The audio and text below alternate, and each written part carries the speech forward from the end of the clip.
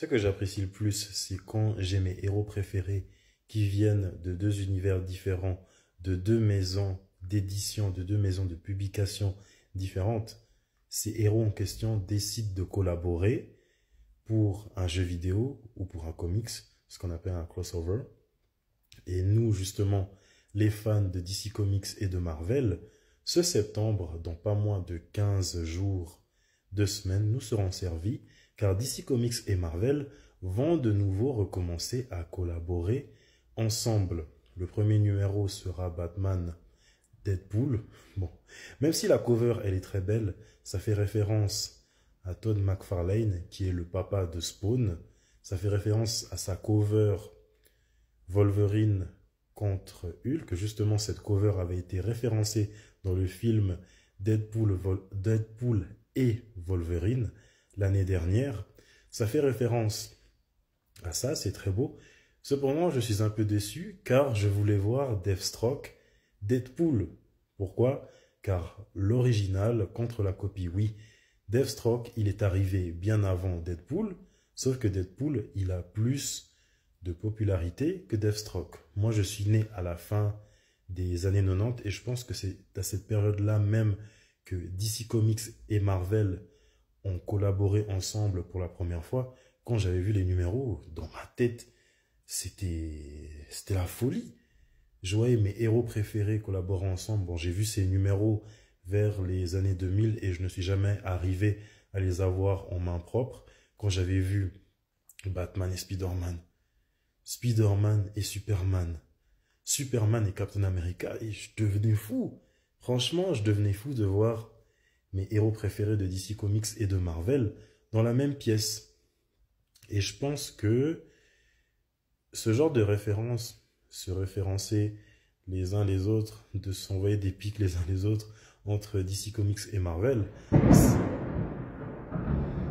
le tonnerre est grand, hein. Est-ce que c'est tort? Je pense que ce tonnerre qui grandait, soit c'était Thor, soit c'était Lightning Lad, soit c'était Doctor Doom ou Doctor Fatalis, ou soit c'était Static Shock. Justement, Static Shock, il faut l'adapter au cinéma. Jusqu'à maintenant, personne ne l'a adapté. Là, ça s'est calmé. Je disais que se référencer l'un l'autre entre DC Comics et Marvel, de façon rigolote, hein, ce ne sont pas des piques méchantes, je pense que ça a commencé avec Deadpool. Deadpool qui est un personnage qui brise constamment le quatrième mur, il sait qu'il est vivant, il sait que nous le regardons. Et je crois que ça a commencé à partir de Deadpool 2, là où Deadpool, vers la fin du film, il voyageait dans le temps et il a croisé Ryan Reynolds. Et Ryan Reynolds, il faut savoir qu'il a incarné Green Lantern, Hal Jordan, un film que certains considèrent un flop, mais moi je trouve que le film, il est moyen. Et Ryan Reynolds, il incarne aussi Deadpool. Alors, Deadpool, il a remonté le temps, il a croisé Ryan Reynolds avec le script de Green Lantern, et il a assassiné Ryan Reynolds, ce qui lance une pique contre DC Comics, et ils se sont lancés plein de piques pour rigoler, et se sont référencés à de plusieurs reprises, mais je ne saurais pas dire dans quel film ou dans quel comics, mais ils se sont référencés à plusieurs reprises, et maintenant, ils collaborent de nouveau ensemble, et ça fait un grand bien. J'espère que comme ils recommencent à collaborer ensemble, un jour nous aurons enfin un jeu vidéo avec les personnages de DC Comics et de Marvel, tout comme on a eu DC Comics, la Ligue des Justiciers et Mortal Kombat. Le jeu il était bien, certains considèrent ce jeu comme un flop, mais le jeu il était bien. Ou même de voir les super-héros de DC Comics et de Marvel au cinéma. Ça, j'aimerais trop voir. Et je pense que même le fait des univers, des multiverses, ça a commencé, si je ne dis pas d'erreur, ça c'est DC Comics qui a commencé à le faire et Marvel, ils ont suivi. Le fait de voir les super-héros de DC Comics, ceux qui passent à la télé, de les voir ensuite apparaître aux côtés de ceux qui passent au cinéma, ou de voir des super-héros ensemble qu'on ne pouvait pas voir ensemble à cause de certaines boîtes. Oui, la Fox, c'est à cause de la Fox qu'on ne pouvait pas voir Spider-Man et Wolverine ensemble. Mais là, maintenant que la Fox, je ne sais plus si la Fox elle existe encore ou la Fox elle n'a plus les droits des X-Men. Maintenant, c'est pour ça que l'année dernière, on a pu voir Wolverine et Deadpool ensemble. Et il y a aussi un truc avec DC Comics, mais je ne sais plus quoi, qui fait qu'on ne pouvait pas avoir les personnages de films et de séries ensemble. Cependant, on a pu voir un côté multiverse où le Flash de Grant Gustin a pu rencontrer le Flash, justement le fou là, Ezra Miller, qui a pu rencontrer le Flash du cinéma d'Ezra Miller. Mais justement, Ezra Miller, c'est un malade mental. Et justement, voici les covers, voici les numéros qui vont apparaître prochainement. Là, je vais montrer les covers des comics qui vont bientôt sortir. Je voulais juste rajouter que, mis à part le fait de collaborer ensemble, DC Comics et Marvel ont eu la chouette idée, non seulement de mélanger leur propre univers ensemble, mais de fusionner leurs personnages, d'où la création de l'univers Amalgame. Et on a eu deux héros assez connus qui sont issus de la fusion, on dirait la fusion Métamol dans Dragon Ball Z. Les deux plus connus, le premier Dark Cloud, qui est la fusion de Batman et de Wolverine. Justement, il y aura aussi un numéro avec Batman et Wolverine, les deux justiciers avec les oreilles pointies. Et le deuxième plus connu, c'est Spider-Boy, qui est soit un mélange de Spider-Man et Superman, ou soit un mélange de Superboy et de Superman. Alors justement, le premier numéro, comme je l'ai dit, c'est Batman Deadpool, mais il y a des illustrations alternatives. Mais sinon, l'illustration principale, elle est très belle. Voici justement une cover alternative où on voit Batman contre Deadpool et dans les reflets des batarangs de Batman apparaissent Deadpool. Ça justement, c'est une référence à la légende de la bande dessinée Todd McFarlane, à sa BD, ou plutôt à son illustration de Wolverine contre Hulk. Ici, c'est inversé, c'est Deadpool contre Batman et dans les reflets des griffes que Deadpool a certainement volé au cadavre d'un variant de Wolverine, on voit Batman. Todd McFarlane, qui est une légende de la bande dessinée, en plus d'être le papa de Spawn, il a dessiné pour DC Comics. Voilà, ça c'est le Batman qu'il a dessiné pour DC Comics. Et quand on regarde la cape de Batman, on dirait presque celle de Spawn. Et il a également dessiné pour Marvel. Il a dessiné pour les deux plus grosses maisons de bande dessinée. Devant moi, j'ai le comics Spider-Man, la naissance de Venom, dessiné par Michelini et justement Todd McFarlane. Et c'est à cause de lui, à cause de Todd McFarlane, même si cette bande dessinée, elle est légendaire, mais c'est à cause de lui que Venom, il a un sourire Colgate. Là, j'essaie un peu de sauter les pages. Ouvrir la page, voilà. C'est quoi ce sourire? C'est quoi ce sourire Colgate? Voilà, je disais pour résumer que Todd McFarlane, avec son énorme talent, il est le papa de Spawn. Batman et Spawn, qui ont déjà collaboré ensemble à 2 reprises, j'ai les 2 comics avec moi. Batman, Spawn 1994, leur première rencontre, et la suite intitulée juste Batman Spawn. Les 2 références que j'ai citées avant des 2 covers alternatives de Deadpool Batman, voici ici Batman, ici c'est Deadpool, et en haut c'est la référence où ça a été prise justement de la cover de Wolverine contre Hulk, dessiné par Todd McFarlane lui-même. Et en bas, c'est la référence qui est apparue dans Deadpool et Wolverine. Quand ça a apparu, j'ai pété les plombs. C'était juste 1-2 secondes, mais c'est apparu. Et en tant que fan de comics, ça fait du bien quand les OG sont référencés. Même si ce n'est pas Je crois que ce n'est pas la bonne main. Ouais, ce n'est pas la bonne main, mais au moins il y a la référence. Et j'ai hâte de savoir ce que ça peut donner un Wolverine contre Hulk au cinéma. Voilà un peu les numéros, les comics que nous aurons, même si j'en ai déjà cité quelques-uns. Bon, en haut à gauche pour commencer, Batman, Deadpool, puis après, Batman, Punisher. On va voir c'est qui brise le plus les os des criminels. Encore Batman, Wolverine. Je ne sais pas si c'est une cover alternative, de nouveau, car il y a déjà 3 de Batman, Wolverine.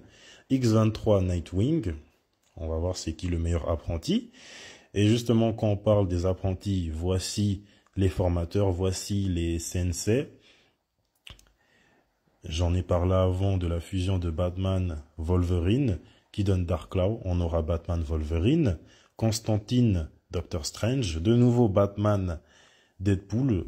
Ça, c'est une référence, cette cover, c'est une référence à un comics, à un numéro, une cover où Superman, il fait la même pose, mais dans ses bras, il n'y a pas Deadpool, il y a Supergirl. Je ne sais pas si elle est blessée. Après, on a Gambit et je crois que c'est Damian Wayne. De nouveau Batman, Wolverine. Hulk et Harley Quinn qui sont en train de s'empiffrer de saucisses. Emma Watson. Comment elle s'appelle déjà? Et j'allais dire Emma Watson. Non, Emma Frost et Catwoman. Wonder Woman et Captain America. Bon, j'espère qu'on aura aussi Superman et Captain America. Et le dernier numéro, on aura Wonder Woman avec, je ne sais pas si c'est Captain Marvel. Voilà la partie 2. Bon, il y en a que j'ai déjà cités. J'ai ceux que j'ai cités, Emma Frost, Catwoman, Doctor Doom ou Doctor Fatalis avec Joker, ça je n'ai pas cité. Constantine et Doctor Strange, j'ai cité. Nightwing et X23, j'ai cité. Zatanna et la sorcière rouge, ça je n'ai pas cité. Et la dernière que j'ai pas citée, une déesse et une reine.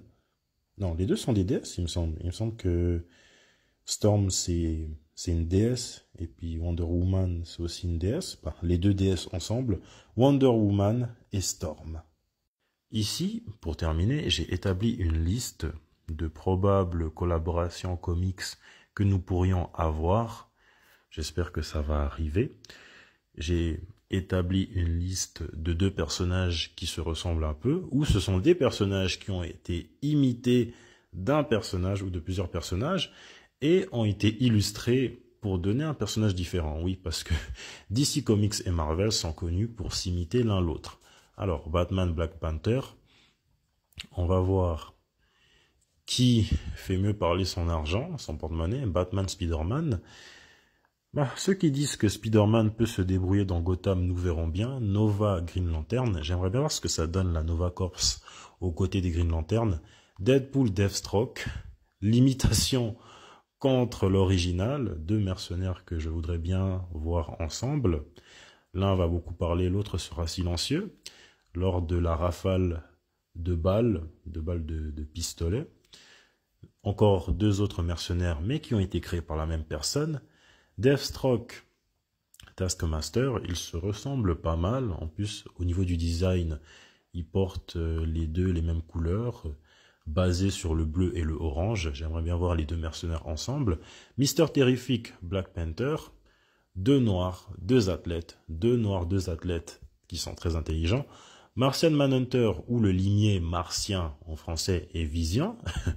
Nous verrons qui des 2 passe le mieux à travers les gens. Ce n'est pas un jeu de mots, parce que les 2 sont connus pour être intangibles et passer à travers les gens.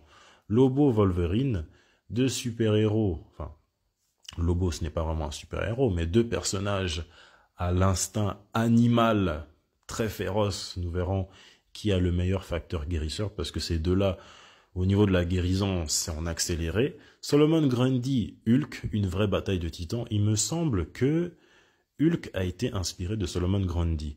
De Flash, Quicksilver, soit Quicksilver, c'est vif argent, mais vif argent, il est nul, surtout la version cinématique. Donc Flash va lui donner des leçons de marathon.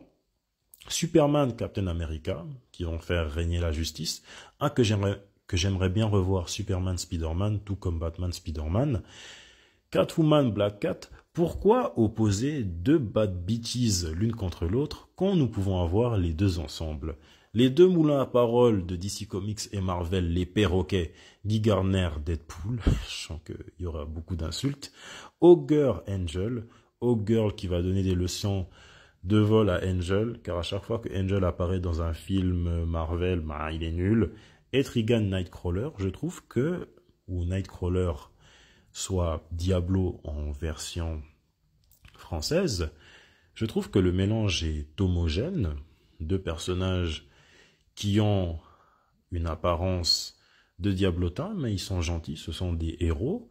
L'un crache du feu et l'autre se téléporte. Et je trouve que cracher du feu et se téléporter, ce sont deux chouettes pouvoirs. Plastic Man, Mister Fantastic, ces deux-là sont sujets de débat, car on dit que Plastic Man est meilleur que Mister Fantastic. Oui, c'est la vérité. Mister Fantastic, il se base plus sur son intelligence que son côté élastique. Et Plastic Man, il a plus de transformation. Même si Mister Fantastic, dans certains comics, il peut changer ses mains en marteau. Il n'a jamais eu l'occasion de faire ça au cinéma. Sauf que Plastic Man, il a un plus large éventail de transformations. Doctor Doom, soit Docteur Fatalis en français, Doctor Fate, les deux portent des masques métalliques. Les deux maîtrisent la magie. Les deux ont de longues capes, comme si les deux portaient des perruques de 32 pouces jusqu'au bas des fesses. 32 inches buzz down. Encore une fois, Doctor Doom, Lex Luthor. Les deux haineux, l'un déteste Mister Fantastic et l'autre déteste Superman. Les dieux scientifiques, atomiques, Atom et Ant-Man, les deux peuvent se transformer en transformation géante ou être minuscules comme une atome, comme une bactérie. Bumblebee de Wasp, ou la guêpe en français, deux femmes au tempérament très électrique. Et puis en haut, j'ai cité Atom et Ant-Man, qui eux aussi peuvent se rapetisser. Bumblebee et The Wasp, c'est la même chose. Elles utilisent de l'électricité et peuvent se rapetisser. Black Widow, Lady Shiva, nous verrons laquelle des deux a les meilleures techniques d'assassinat. Raven, Scarlet Witch, ou la sorcière rouge en français. Les deux, elles sont très puissantes dans leur univers respectif, mais elles partagent aussi un autre point commun, elles ont du mal à maîtriser leur pouvoir. J'aimerais bien voir ce que ça donne les deux. Et pour finir, les deux titans fous, Thanos, il a été inspiré de Darkseid, et pas l'inverse. Les deux titans fous, qui va détruire l'univers avant l'autre? Mais Darkseid, il est plus puissant que Thanos. Je vais décevoir les fans de Marvel, mais Darkseid, il est plus puissant que Thanos. Il suffit juste de visionner le Death Battle.